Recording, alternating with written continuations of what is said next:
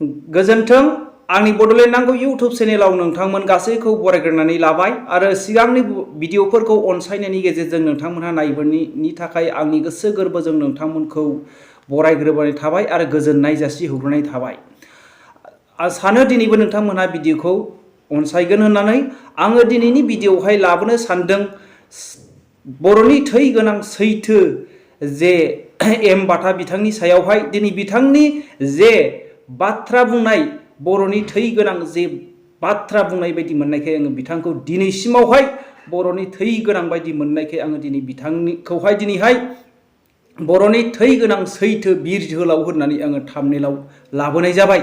मानि थाखाय सैथो आरो बर'नि थै गोनां होननानै आङो दिनै बुंनो गोनां जादों बे बाथ्राखौनो आङो नोंथांमोनजों शेयार खालामनो थाखाय दिनै थाम-थिम जाबाय।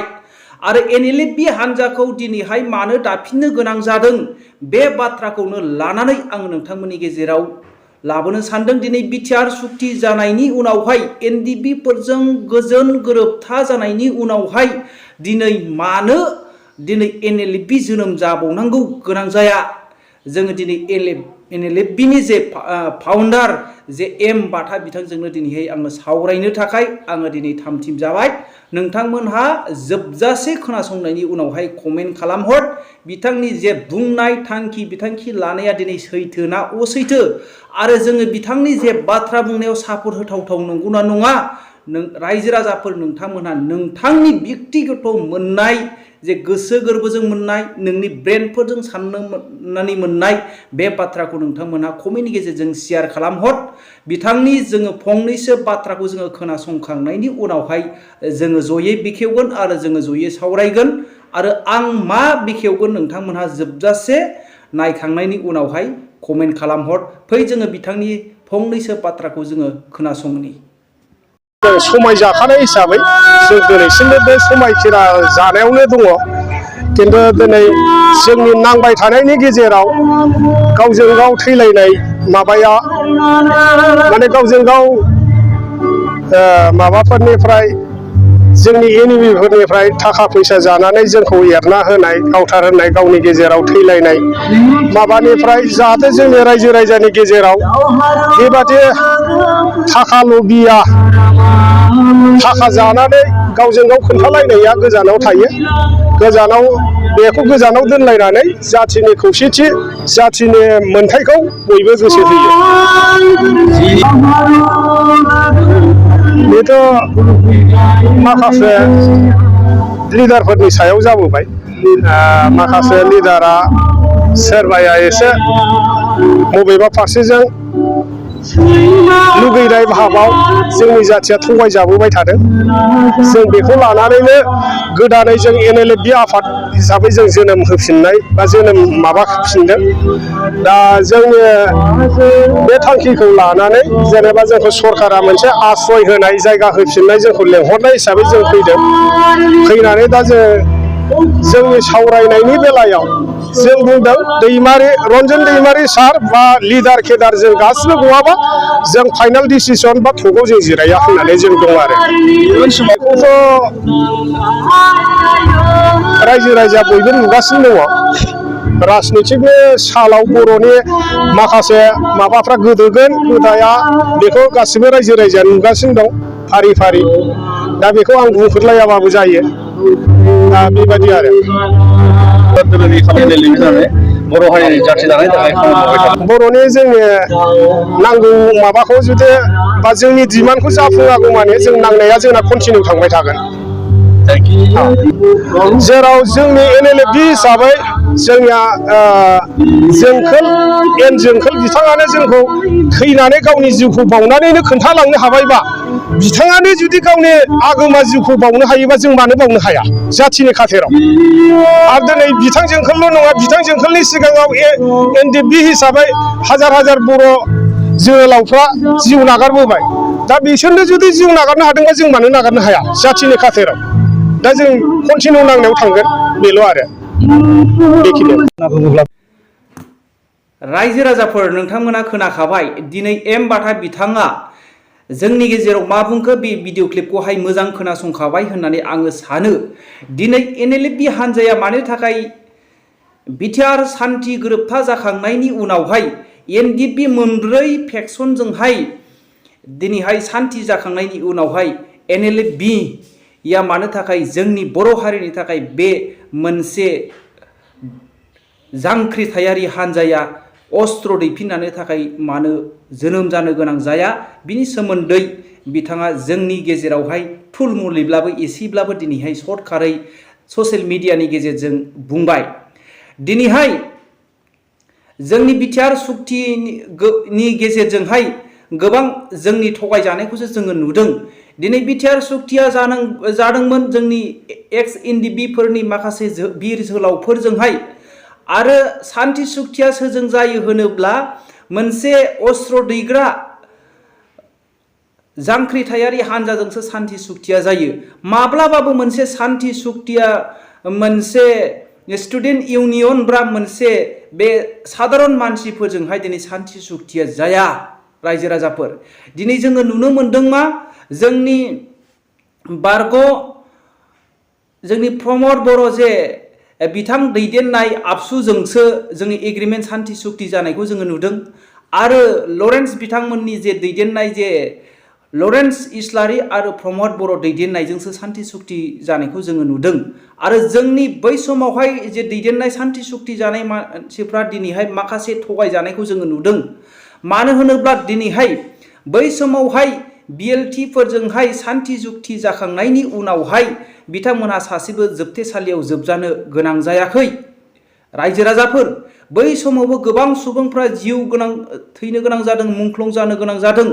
नाथाय दिनैहाय सान्थि सुक्ति जासेयावबो दिनैहाय जोंनि माखासे दैदेनगिरिफ्रा फाउन्डार रन्जन दैमारि सार दिनै जोबथेसालियाव जोबनानै दङ आरो दिनैहाय 200निबो बारा गोबां सुबुंफ्रा केस जानानै दङ आरो 75निबो बारा माखासे एनडिबिफ्रा दिनै जेलाव जोबजानानै दङ। बिथांमोननि थाखायनो सान्थि सुक्ति जादोंमोन आरो बे सान्थि सुक्तिया सान्थि सुक्ति नङै बायदिखाय दिनैहाय एम बाटा बिथांमोनहा एनएलएफबिफोरखौहाय गायसननो गोनां जाफिनदों होननानै जोंनि गेजेराव बुंदों आरो बिथाङा बुंबावदों गोबां जोंनि एनिमिफोरनिफ्राय जोंनि सुथुरफोरनिफ्राय रांखावरि लानायनि गेजेरजोंहाय बबे जायगायावहाय जोंनि बर'नि जांख्रिथायारि बिर जोहोलावफ्रा थायो बेफोरखौ खिन्था गावथार होबोनाय बे बाथ्राखौ इंगित खालामनानै एम बाटा बिथाङा बुंदों। बेनिखायनो गासै रायजो राजाफोरखौ सांग्रांथि थानो थाखाय उननि बाराव सिगांनि समाव जे जाबोबाय उननि बारावहाय सांग्रांथि थानानै जोंनि जे बर'नि हास्थायनाय मोनथा फुल प्रेजेट जायागौ मानि सेपारेट स्टेट मोनागौ मानि डिमान्डा जाफुङागौ मानि खौसे थानो थाखाय एम बाटा बिथाङा बयखौबो खावलायहरदों। दिनैहाय बिथांमोना गावसिनि जिउखौ होनो थाखाय राजि होनानै मुंख्लं सान जे एम जोंखोल जोंनि जे थांनाय बोसोरनि 2021नि 13 जुलाइआव दे खास्रि बिस्रि दिनै गावथार जादों। दिनै बिथांमोनहाबो बिसोरनि थाखाय जिउ बावलांनो हादोंबा आरो गोबां बिर जोहोलावफ्रा एनडिबिफ्रा दिनै जोंनि बर' हारिनि थाखायनो जिउ बावनो हादोंब्ला जों मानो बावनो हाया होननानै एम बाटा बिथाङा बुंदों। जेब्लानासिम रन्जन दैमारि सारा गवा आरो बेसेबांनाखि जोंनि बर'लेण्डनि थाखाय गावनि जिउखौ सेक्रिफाइस खालामबोनाय गथायबोनाय बेबायदि मानसिफ्रा दिनै गफुंजोबागौ मानि दिनै इन्डियान गभर्नमेन्टजों बा आसाम गभर्नमेन्टजों बिथांमोनहा थगाव जिराया बा सावराया होननानै बिथाङा दिनै रोखायै बुंदों। बिनि थाखायनो आङो नोंथांमोननि गेजेराव थाम्बनेलाव बेनाराव होनो गोनां जादों दिनै बर'नि थै गोनां सासे बिर जोहोलाव होननानै सैथो गोसोनि होननानै आङो थाम्बनेलाव एम बाटाखौ दिनैहाय नोंथांमोननि गेजेरावहाय लाबोनो गोनां जादों। रायजो राजाफोर आंदि जे बिथांखौहाय दिनै थाम्बनेलाव बेबायदि बाथ्राखौ लाबोदों सैथो नंगौना नङा नोंथांमोनहा बुंहर आरो जोंनि माखासे सिगांनि दैदेनगिरिफ्रा माखासे रांखावरिजों थगायबोजानानै जोंनि बर' हारिनि माखासे बिर जोहोलावफोरखौ गावथार होदोंना होआखै बेखौ नोंथांमोनहा कमेन्ट खालामहर। आंनि मोनदांथिनायावथ' माखासे थांनायनि जोङो नाम खारिब्लाबो जायो नाम खारियाब्लाबो जायो। दिनै जोङो नाम खारिलायाब्लाबो जागोन रायजो राजा बयबो मिथिखागौ हिसाबै जोङो गासै मुभमेन्टफोरखौ जोङो लोगो मोनबोनाय उन्दैनिफ्रायनो बयबो मिथिगौ रायजो राजाफोर। दिनैहाय गोबां समफोराव NLFBफोरखौबो जोङो गावथारहोनाय माखासे जोंनि बर'नि दैदेनगिरिफोरखौनो जोङो मिथियो आरो जोङो जोंनि माखासे माबाफोरखौबो जोङो दिनैहाय गोबां बेबायदिनो सुबुंफोरखौहाय जों मुंख्लं जाबोनायखौ जोङो मिथिनो मोनो रायजो राजाफोर बिनि थाखायनो जोङो सांग्रांथि दिनै जोबथा हिसाबै दिनैहाय NLFB लसै जोंनि जे बड'लेण्डखौहाय जोंनि सोमावसारगोन आरो लास्ट टक सावरायबावनांगौआ दिनैहाय जोङो बिटिआर सुक्तिजोंथ' जोङो जेबो मोनखायाखिसै बिनि थाखायनो जोङो माबा मोनसे जागोन आसाखौ जोङो मोनसे बिथांमोनखौ सापर्ट खालामनायनि गेजेरजों जोङो दिनैहाय जोंनि बर'नि मोनथाखौ जोङो खालामनानै लानाया जोङो गोनांथि जोंनो बिथांमोनखौ सापर्ट खालामनो थाखाय जोंनो राफोद दैदेनगिरि नांगोन आरो जोंनि बर'नि माखासे जोङो थगायजाबोनायनिफ्राय जोङो दिनै सिरि मोननो गोनां जानांगोन अब्लासो जोंनि जे मोनथाया जोंनि थाखाय फुलफिल जागोन रायजो राजाफोर आरो जे आङो मोनसे भिडिअ क्लिप लाबोबावगोन